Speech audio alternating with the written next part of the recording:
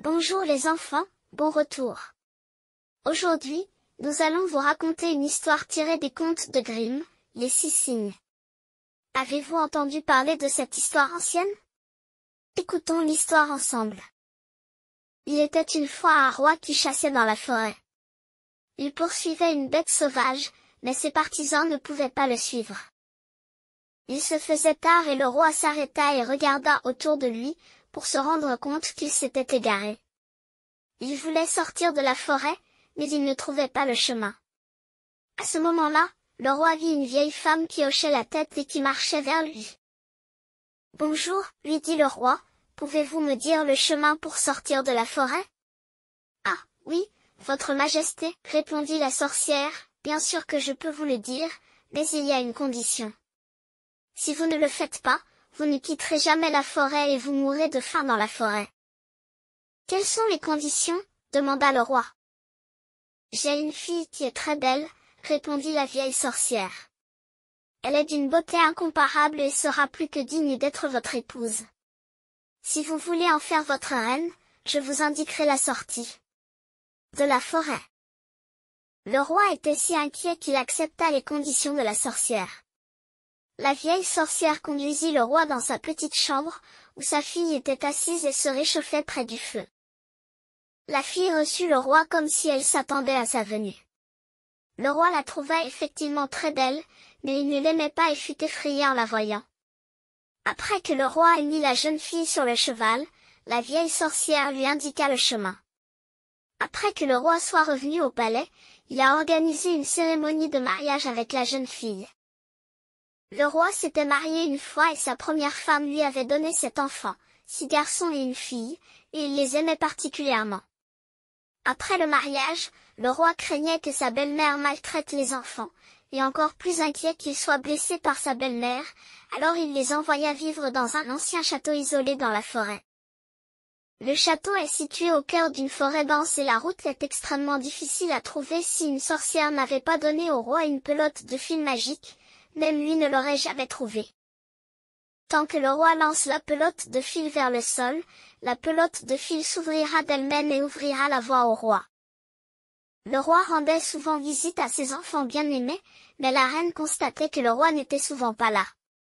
Elle était très curieuse et voulait toujours savoir ce que le roi faisait seul dans la forêt. Elle a utilisé une grosse somme d'argent pour soudoyer l'entourage du roi, qui lui a révélé le secret et lui a également révélé la pelote de fil qui pourrait lui ouvrir la voie. Dès lors, la reine ne se sentit pas à l'aise jusqu'à ce qu'elle découvre où le roi gardait la pelote de fil.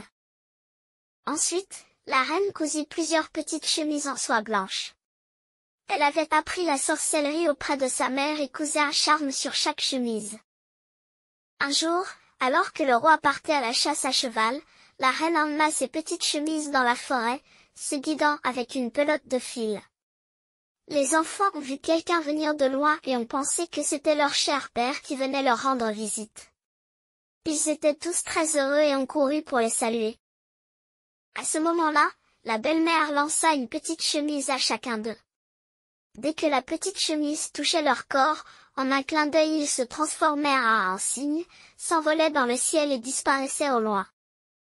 La reine revint au palais, très heureuse, pensant qu'elle avait renvoyé ses beaux enfants. De façon inattendue, la jeune fille ne s'est pas précipitée avec ses frères pour la saluer, mais la reine n'en savait rien. Le lendemain, le roi alla rendre visite aux enfants et trouva sa fille seule au château. « Où sont vos frères ?» demanda le roi. « Oh, oublie ça, cher père, » répondit la fille, « ils sont tous partis et je suis toute seule. » Puis elle raconta à son père qu'elle avait vu de la petite fenêtre de sa chambre que ses frères avaient changé. Un cygne s'envola au-dessus de la forêt. En disant cela, elle sortit les plumes et les montra à son père. Il les avait laissées tomber dans la cour et elle les ramassa. Le roi était dévasté, mais il n'aurait jamais pensé que la reine avait fait cette chose scandaleuse. Il craignait que sa fille ne lui soit également enlevée, alors il voulait la reprendre, mais la fille avait peur de sa belle-mère et supplia le roi de lui permettre de rester une nuit de plus dans le château dans la forêt. La pauvre fille pensa. « Je ne peux plus rester ici. Je dois aller retrouver mes frères. » Quand la nuit tomba, elle sortit du château en courant et se dirigea directement vers la forêt dense. Elle a marché toute la nuit et toute la journée suivante sans s'arrêter, jusqu'à ce qu'elle soit si épuisée qu'elle ne pouvait plus marcher, puis elle s'est arrêtée. À ce moment-là, elle vit une cabane où vivait un chasseur et entra. Elle découvrit qu'il y avait 6 petits lits dans la maison, mais elle n'osa pas s'allonger sur le lit, alors elle rampa sous un lit et s'allongea dessus. Le lit dur. Au sol, préparez-vous à y passer la nuit. Alors que le soleil était sur le point de se coucher, elle entendit soudain un bruissement et vit 6 cygnes voler par la fenêtre. Les cygnes ont volé jusqu'au sol, se soufflant les uns sur les autres, arrachant toutes leurs plumes, puis leurs peaux de cygne sont tombées de leur corps comme des chemises.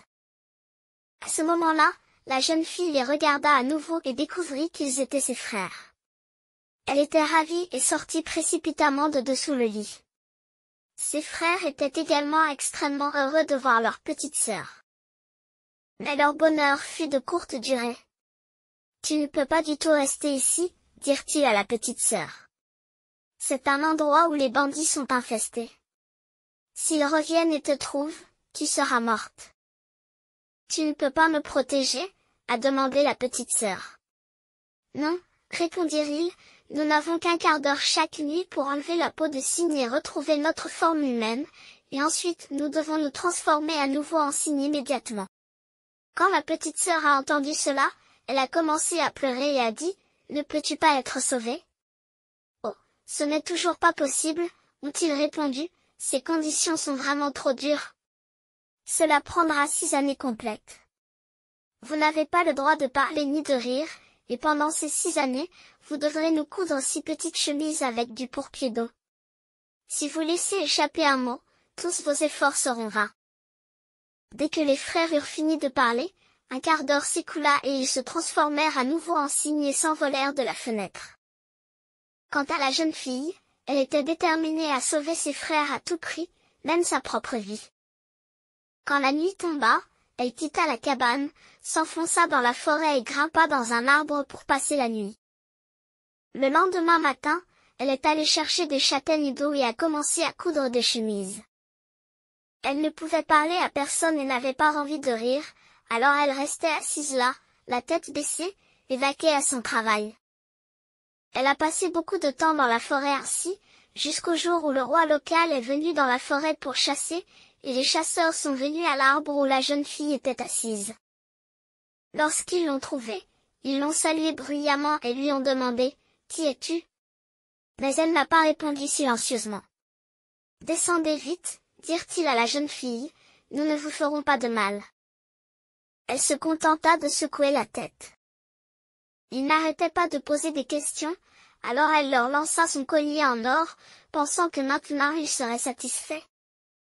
De façon inattendue, ces gars ont toujours refusé d'abandonner, alors elle leur a de nouveau lancé la ceinture, mais cela n'a toujours pas aidé. Puis elle jeta une à une ses jarretières et toutes les autres choses qu'elle avait sur son corps, jusqu'à ce qu'elle ne porte plus que ses sous-vêtements. Mais malgré cela, ces chasseurs refusèrent toujours de partir, grimpèrent sur l'arbre, récupérèrent la jeune fille et l'amenèrent au roi. Le roi lui demanda, « Qui es-tu ? Que fais-tu dans l'arbre ?» Mais elle ne répondit pas.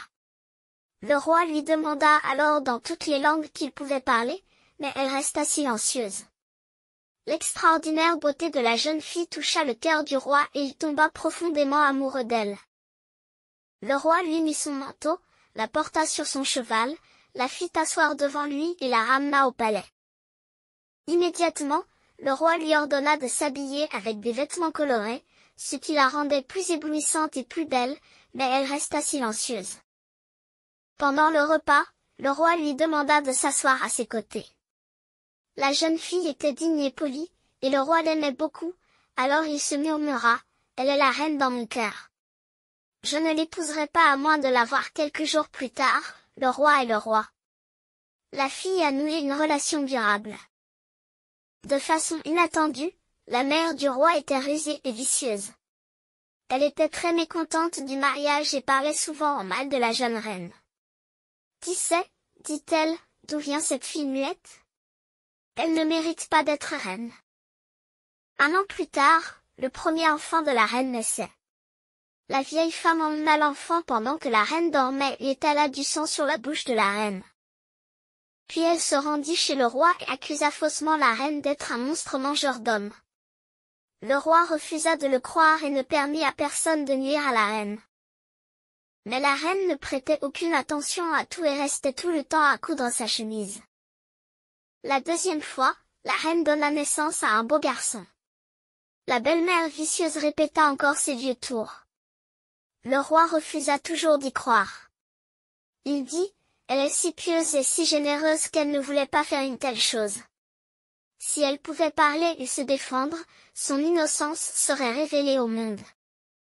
Cependant, après que la vieille femme ait volé son troisième nouveau-né, elle a faussement accusé la reine, mais la reine n'a toujours pas dit un mot pour se défendre.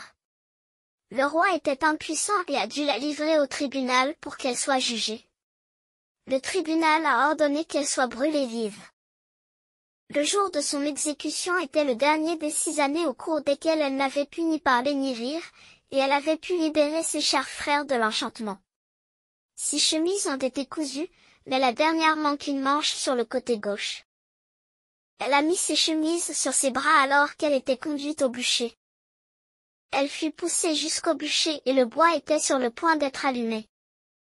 La reine regarda autour d'elle au dernier moment, et à ce moment 6 cygnes volèrent vers elle dans les airs. Elle savait dans son cœur qu'elle était sur le point d'être sauvée, et son cœur bondit d'excitation. Le cygne a volé dans le ciel et a atterri près d'elle. Elle a jeté la chemise vers eux. Dès que le cygne a touché la chemise, la peau du cygne est tombée immédiatement. Ses frères avaient repris leur forme humaine, et ils étaient tous vifs, beaux et beaux. Il se tenait devant elle, mais son petit frère n'avait pas de bras gauche et avait toujours une aile de cygne sur son épaule. Les frères et sœurs se sont embrassés et se sont embrassés. Alors la reine s'approcha du roi profondément émue et lui dit, « Mon cher mari, maintenant je peux parler et te montrer que je suis innocente et que j'ai été faussement accusée. » Puis elle raconta au roi les mauvaises actions de la vieille femme. Qu'elle avait volé ses 3 enfants et les avait cachés. Plus tard, les enfants furent amenés au roi. Le roi était très excité. La vieille femme rusée et vicieuse a reçu la punition qu'elle méritait, elle a été attachée au bûcher et réduite en cendres. Dès lors, le roi et la reine vécurent heureux et paisiblement avec ses 6 frères pendant de nombreuses années. Ok les enfants, c'est tout pour l'histoire d'aujourd'hui, à la prochaine fois.